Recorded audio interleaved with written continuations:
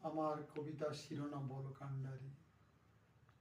ভারতের মাটি বিভেদ নয়, বিভেদ কামী নীতি। ভারতের চূড়াই বিভেদে বেঁধেছে বাসা। সন্ন্যাসী বুঝিয়াছ রক্তের স্বাদ, বীর নয় বলকান্ডারী। একই রক্তে দুটি ধারা কাঁধে স্বার্থের ঝুলি। ভারতের ধ্যানে জ্ঞানে শঙ্খ বাজে না, বাজে হিংসার ধ্বনি। হইয়াছে রক্ত লোপাট, দেশ বিকিয়ে স্বার্থের পূজারী। কেহ বিভেদ নাই, হিন্দু মুসলমান বিভেদ রাজনীতি।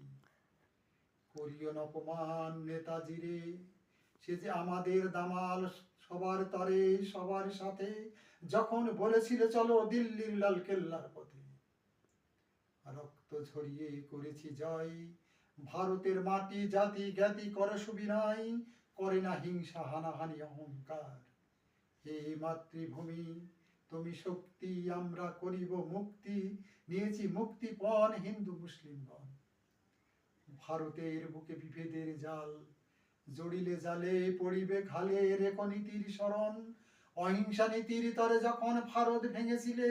দিয়েছিলে বাঁধ, কেন মারিলে গান্ধীজিরে।